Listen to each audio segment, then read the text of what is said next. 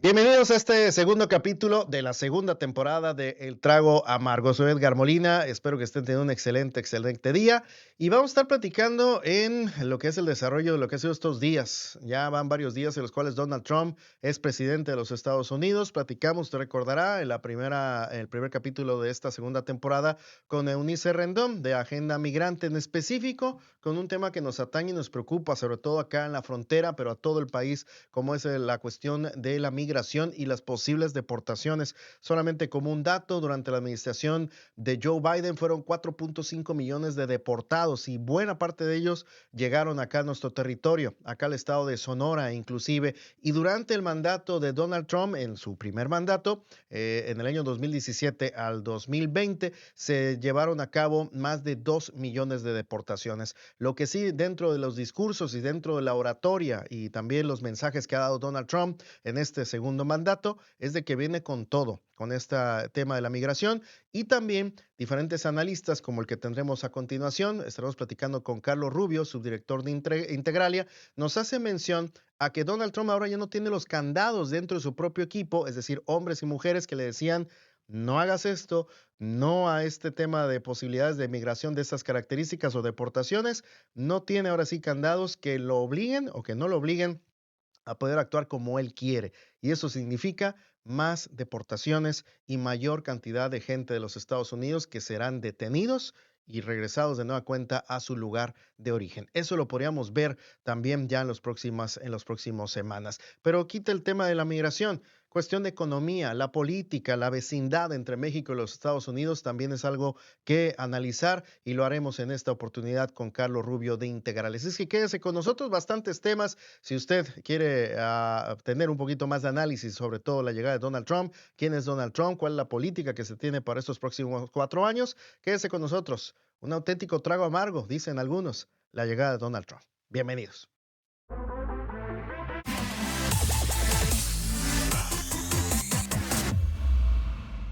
Y estamos de nueva cuenta aquí con ustedes en el Trago Amargo, con este tema que ha sido también tema de conversación a lo largo de lo que ha sido estos días, desde el 20 de enero a la fecha, en el marco de la llegada de Donald Trump en su segunda ya oportunidad de llegar a la presidencia de los Estados Unidos. Y para platicar al respecto de qué le depara a nuestro país y sobre todo ya las primeras acciones dadas a conocer desde el día 1, órdenes ejecutivas y acciones contundentes hechas por Trump. Está con nosotros vía Zoom Carlos Rubio, subdirector de Integralia, que ha agradecido mucho la comunicación en esta oportunidad. Carlos, gusto en saludarte.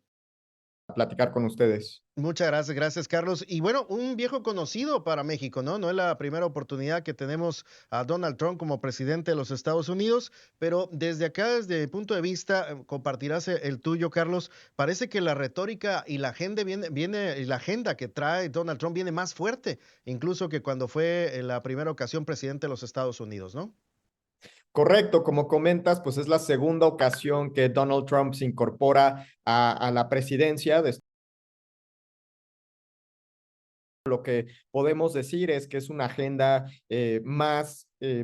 alineada con sus intereses estratégicos. De entrada, en términos de la designación de integrantes de su gabinete, lo que pudimos ver es que priorizó a figuras que son cercanas a su persona, alineadas con su visión de gobierno, con su agenda política, y que en ese sentido pues está buscando evitar lo que pasó en la primera administración, que incluso dentro de su gobierno hubo figuras que trataron de contener o limitar algunas de las medidas más controversiales o radicales que buscó implementar, ¿no? En esta ocasión lo que hemos visto es que está priorizando la lealtad por encima de cualquier cosa para poder implementar de forma acelerada, con mayor libertad, su agenda política, incluyendo esas designaciones que pueden tener pues implicaciones negativas en términos nacionales al interior de Estados Unidos como internacionales y obviamente para México. Ujú. En este caso, Carlos, y hablando del día 1, en el cual empezó ya a firmar órdenes ejecutivas, y en el discurso mismo, cuando fue el día de la inauguración, el pasado 20 de enero, ¿Cómo viste la retórica y sobre todo estas temáticas? Hablando, por ejemplo, tema migratorio, que sigue siendo uno de los principales en los cuales va a atacar, hablando también de declarar, por ejemplo, un estado de emergencia en la frontera sur de Estados Unidos, obviamente ahí repercutiendo a nuestro propio país. ¿Qué te deja pensar o qué podemos esperar lo que van a ser los próximos 4 años del mandato de Trump? Sí, como comentas, pues el discurso de toma de protesta de Donald Trump fue apenas hace una hora y media y lo que vimos es que en efecto se van a cumplir muchas de las promesas o como se decía en México, amenazas que había hecho a lo largo de su campaña electoral y desde que resultó electo como presidente en Estados Unidos. En términos migratorios, por ejemplo, ya dijo que efectivamente se van a llevar a cabo esas deportaciones masivas de migrantes indocumentados, que va a reinstaurar el programa Remain in Mexico, que básicamente implica que migrantes de habla hispana que estaban esperando la resolución de sus trámites migratorios en Estados Unidos, ahora lo tendrán que hacer en México hasta que haya una resolución y eso obviamente pues pone o supone un desafío para las autoridades mexicanas en la zona fronteriza del norte del país, que ya han estado pues trabajando con el gobierno federal, con las organizaciones locales para tratar de adelantarse esas medidas, instaurar nuevos albergues, etcétera, pero es muy probable que esos esfuerzos se queden cortos y que eso pues pueda ocasionar un tema de un sentimiento antimigrante en la población local, quizás algunos episodios aislados de conflictividad social y también pues un desafío para las autoridades locales en términos de provisión de servicios públicos, ¿no? Está también el tema de seguridad, que ya dijo también en su discurso de inauguración que va efectivamente a designar a los cárteles mexicanos como organizaciones terroristas extranjeras, lo cual pues tiene implicaciones tanto al interior de Estados Unidos como para México sobre todo, que pues habilita que se lleven a cabo operativos encubiertos o a distancia contra liderazgos criminales de alto perfil de esas organizaciones o contra plantíos o centros de producción, laboratorios, etcétera, ¿no? Es poco probable que efectivamente se lleve a cabo una intervención a gran escala en territorio mexicano, porque las autoridades estadounidenses, sobre todo el Departamento de Defensa, el Departamento de Estado, pues tienden a priorizar esquemas de colaboración con el gobierno mexicano para llevar a cabo ese tipo de operativos, pero en caso que se concretaran, el resultado sería contraproducente para México, porque como hemos visto, esa estrategia de descabezamiento de grupos criminales simplemente ocasiona un aumento en los enfrentamientos violentos, como ha ocurrido justo en Sinaloa desde la captura de Ismael El Mayo Zambada en 2024. Sí, y que ha salpicado también a algunos estados, como es el caso de Sonora, ahí vecino de Sinaloa. Carlos, hablando en referencia a esto que mencionas, tema de seguridad y tema de inmigración, ¿cómo has visto desde tu óptica también la respuesta que ha dado el gobierno mexicano? No tanto en programas, acciones como el México te abraza para aquellos paisanos que van a ser ya deportados, van a ser repatriados acá a nuestro país. Y segunda, también toda esta red de apoyo consular que ha anunciado la presidenta Sheinbaum, esto por un lado. Y segunda, lo que ha sido en retórica, es decir, en lo que ha sido la respuesta de Claudia Sheinbaum el fin de semana mencionando de que México no es colonia de nadie y también hablando en referencia a trabajo en coordinación más no subordinación, hablando del propio Estados Unidos. ¿Qué te ha parecido toda esta discursiva y lo que hay en el ambiente?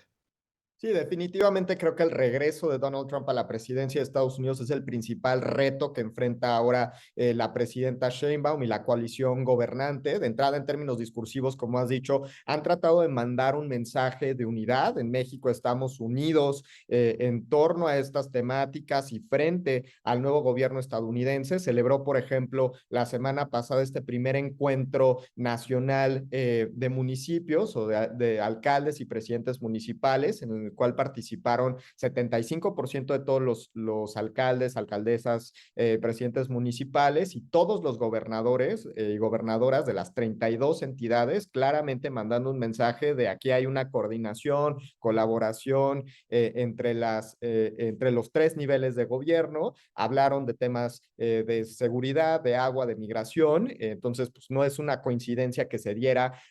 unos días antes de la toma de protesta de Donald Trump, lo lo que hemos visto, como dices, es que está buscando coordinar esfuerzos con los gobiernos tanto de oposición como de Morena en los estados fronterizos ante la emergencia que podría suponer estas deportaciones masivas de migrantes, aunque pues obviamente será insuficiente, dados los recursos presupuestarios con los que cuenta tanto el gobierno federal como los gobiernos locales, los recortes que se anunciaron para este año, la falta de infraestructura también que existe para poder hacer frente a esta situación. Y el riesgo está, como dices, que estos ataques retóricos constantes de Estados Unidos, y hay que agregar también probablemente de Canadá, si es que se confirma el triunfo del Partido Conservador en ese gobierno, puedan ocasionar una reacción nacionalista en México, en la presidencia, en los simpatizantes de Morena, un sentimiento anti-Estados Unidos que pueda pues hacer aún más difícil la revisión o muy probable renegociación del TME que está programada para 2026, pero que en términos prácticos inició desde el día de hoy con la toma de protesta de Donald Trump. Sí, de hecho iba para allá con ese tema del TEMEC, Carlos, que mencionas, y es que una cosa lleva con otra, es decir, mencionó Donald Trump dentro de lo que fueron sus amenazas como presidente electo, que ya lo mencionará también en su agenda, el tema de imposición de aranceles en caso de que México no haga lo propio en su combate primero a la migración y también con relación a la delincuencia o bien la cuestión del ataque al fentanilo de manera directa. ¿Crees que esto es parte de la retórica y las formas que tiene Donald Trump para causar presión a sus contrincantes o bien a sus países ahí que son socios, pero que lo está viendo como si fueran rivales y que, según lo dicho por Trump, la gente quiere aprovecharse de Estados Unidos, hablando de México, hablando de Canadá, y que a final de cuentas siguen siendo sus socios? ¿Qué nos puedes decir y qué análisis nos puedes dar al respecto de ello? ¿Realmente sí está en el tema principal, el tema de los aranceles, y no sería a bajar los niveles de tema de inseguridad y cuestión de migración por parte de México? Sí, y eso lo vimos también en su primera administración, que la amenaza de imposición de aranceles es una de sus principales cartas de negociación, no solo con México, sino con todos los estados con los que, bueno, con todos los países con los que Estados Unidos tiene acuerdos comerciales, relaciones comerciales, y que hay una contaminación de los temas comerciales con temas políticos en el discurso y en las acciones de Trump. No tiende a diferenciar los asuntos, por ejemplo, migratorios de los asuntos comerciales, sino que están mezclados y efectivamente creemos que va a mantener esa amenaza de si el gobierno mexicano no toma cartas en el asunto en estos temas que son prioritarios para la nueva administración estadounidense, entonces se impondrán estos aranceles, ¿no? Lo que hemos visto es que muy probablemente no sería ese 25% que se llegó a anunciar en algún punto, sino que podrían ser pues, medidas selectivas para ciertos productos. Lo que no sabemos es de qué duración, por cuánto porcentaje, etcétera, ¿no? Pero bueno, el punto es que sin duda lo utilizará como una carta de negociación y que lo más probable es que el gobierno mexicano trate de negociar también con el tema migratorio, que es en donde puede ejercer mayor injerencia, como lo hizo el gobierno de López Obrador durante la primera presidencia de Donald Trump, que básicamente desplegó a la Guardia Nacional para cerrar la frontera en el sur de México y evitar el paso de nuevas caravanas inmigrantes de Centro, Sudamérica y otras partes del mundo que atraviesan por esos cruces fronterizos, ¿no? Entonces es muy probable que el gobierno de Claudia Sheinbaum despliegue nuevamente a la Guardia Nacional con ese propósito en la frontera sur y en la frontera norte para tratar de disminuir el flujo de migrantes y que esa sea la carta de negociación que utilicen para evitar medidas comerciales retaliatorias por parte de Estados Unidos. Sería similar, como bien mencionas, a lo hecho por Andrés Manuel López Obrador durante su mandato. Y es que al final, Carlos, creo que no le conviene a México, ¿no? Poderse, soy coloquial en ese aspecto, darle patadas o ponerse las patadas con Sansón, hablando en referencia a la fuerza importante que tiene económica, al socio principal, socio comercial que tiene México, que es precisamente el vecino del norte. Es decir, si hay algunas cosas en las cuales pueda coadyuvar sin subordinarse, creo que sí valdría la pena tomarlo en cuenta. Correcto, como mencionas, pues Estados Unidos sigue siendo el principal socio comercial de México. Para Estados Unidos también México es su principal socio comercial. Las economías están definitivamente relacionadas, interconectadas. Es muy difícil separarlas. Lo que pasa en Estados Unidos tiene un impacto directo en la economía mexicana y viceversa. Entonces, es y la propia presidenta ha reconocido la importancia que tiene la economía de Estados Unidos, el funcionamiento del Tratado de Libre Comercio entre los tres países para la economía mexicana y la importancia de defenderlo, mantenerlo en los próximos años. Entonces, lo que he visto por parte, lo que hemos visto por parte del gobierno mexicano es un interés de entrada de buscar esos puntos de colaboración, diálogo con la nueva administración para evitar esas acciones unilaterales. Lo hemos visto también en el tema de seguridad, por ejemplo, que es desde que tomó protesta Claudia Sheinbaum y sobre todo desde que se dio a conocer el triunfo electoral de Trump en Estados Unidos, pues se ha implementado una estrategia muy mediática de captura de liderazgos criminales, de comiso de armas, drogas, sobre todo fentanilo, en un mensaje al gobierno estadounidense para decir en México sí se está haciendo algo en materia de seguridad pública, entonces no es necesario que tú tomes acciones unilaterales para tratar de combatir el narcotráfico en nuestro territorio, ¿no? Entonces es probable que mantengan esa estrategia muy mediática, lo están haciendo pues también en temas migratorios, de si no, pues estas deportaciones nosotros los recibimos con los brazos abiertos, no nos vamos a poner en una situación confrontativa con el gobierno de Estados Unidos. Entonces creo que por ahora esa carta que están utilizando de un diálogo, de buscar colaboración con el gobierno de Estados Unidos es positiva, reconociendo el peso que tiene en nuestra economía. Carlos, hablando de este, ahorita que mencionas estas estrategias mediáticas, ¿no? De decirle y darle mensajes a Estados Unidos, de decir, sí estamos haciendo nuestra chamba, sí estamos trabajando. La operación limpieza que dio a conocer el gobierno mexicano y sobre todo que comenzó acá en Sonora, realizando ahí decomiso de una cantidad importante de artículos de procedencia china en estas tiendas chinas que prácticamente se han incrementado su presencia en diferentes partes de la República, luego se fueron a Baja California, si, ni se diga ya en la Ciudad de México también hicieron, fue la primera acción que realizaron. Este también es un mensaje para decir, esto estamos haciendo con el tema de China y a favor de Estados Unidos, o lo tenemos que ver de otra manera. Carlos, ¿cómo tomas este tema de la operación limpieza? No, sin duda alguna creo que tenemos que ver ese operativo como parte de los esfuerzos de contención que México está haciendo ante la nueva presidencia de Donald Trump. Tanto Estados Unidos como Canadá han dicho que productos chinos están ingresando al mercado norteamericano a través de México y creando una situación de competencia desleal para los productores de la región. Entonces, este es un mensaje que, digo, hasta ahora las medidas que se han implementado son pocas, son de poco alcance, por decirlo así. O sea, esta decomiso que se hizo en la Ciudad de México, por ejemplo, hace algunos meses, que en términos mediáticos fue grande en México, pero probablemente en Estados Unidos generó una o dos notas, pero sin duda alguna, pues esa era la intención, ¿no? Que fuera un mensaje que llegara hasta Washington diciendo aquí estamos tomando acciones contra la piratería, contra productos que ingresaron ilegalmente a México y que se están vendiendo ilegalmente en México, para pues decir o reiterar el compromiso que tiene el gobierno mexicano con el acuerdo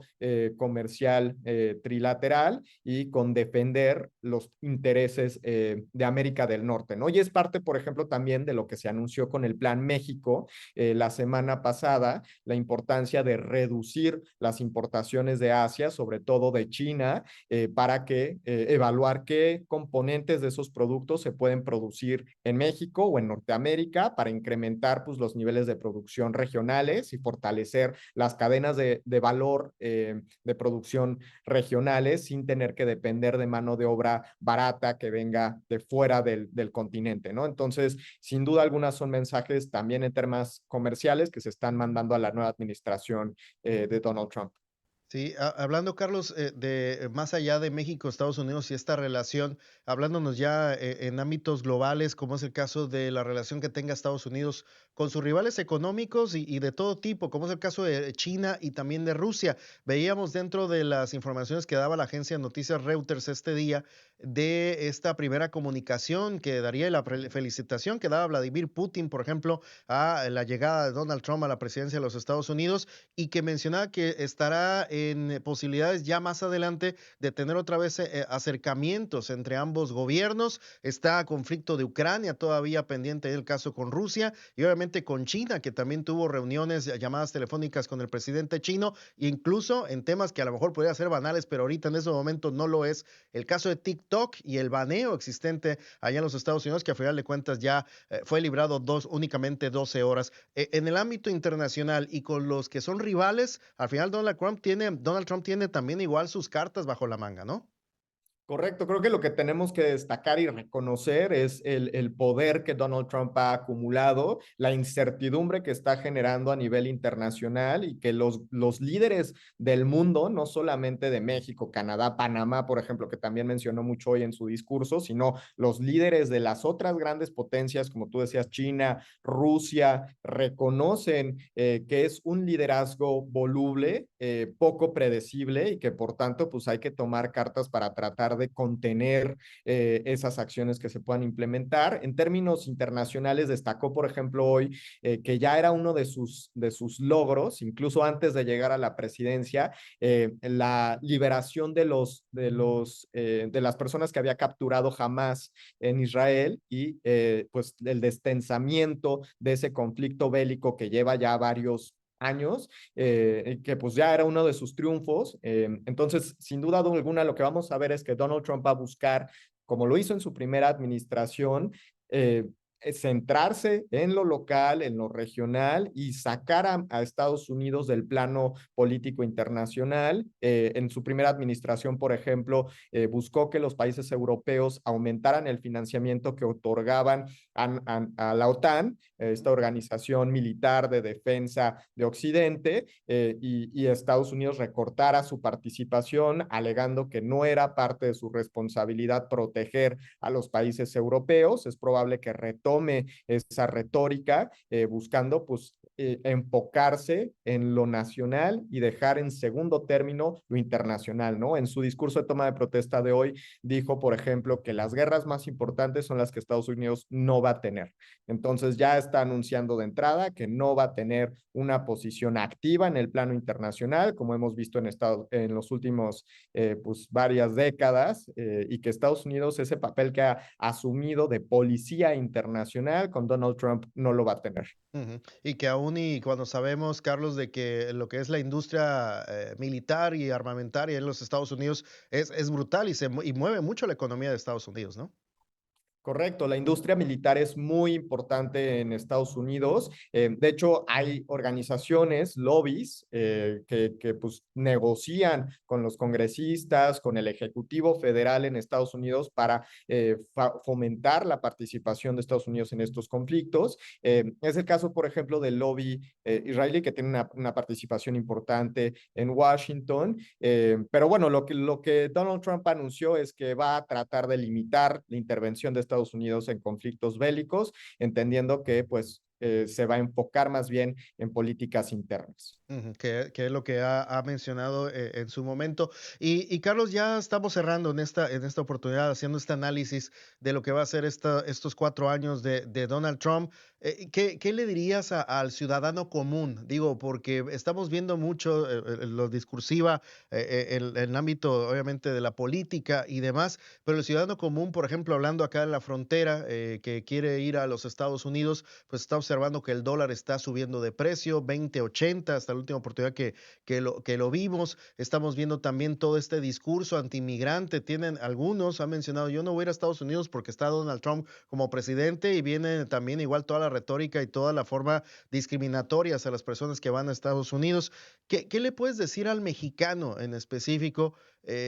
En estos tiempos en los cuales sí está muy fuerte lo que decían los mensajes en contra de los migrantes y sobre todo la gente que está trabajando y que nos escuchan también a través de este podcast ahí en los Estados Unidos, gente, paisanos, chambeadores, trabajadores que lo saben, mano de obra importantísima que tiene los Estados Unidos.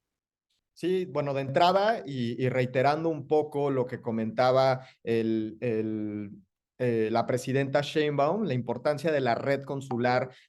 que tiene México en Estados Unidos, es una de las más amplias del mundo, sin duda alguna, donde se concentra la mayor parte del personal diplomático de México. El personal consular de México es altamente capacitado, sin duda alguna se enfrenta a desafíos presupuestarios, porque como hemos visto en el último sexenio, se recortaron mucho los presupuestos asignados a los consulados, pero incluso con presupuestos limitados, invitados. El personal diplomático en esas representaciones de México ha hecho el mejor esfuerzo, los mejores trabajos para tratar de apoyar a las comunidades de mexicanos y mexicanas que residen en Estados Unidos y estoy seguro que van a seguir haciéndolo. Entonces, mi recomendación de entrada sería pues descargar esta aplicación que mencionó hoy en su conferencia matutina la presidenta Sheinbaum de apoyo a migrantes para que puedan solicitar pues la asistencia del consulado más cercano a donde residan en momentos de emergencia cuando lo necesiten y que en caso de deportaciones pues también se apoyen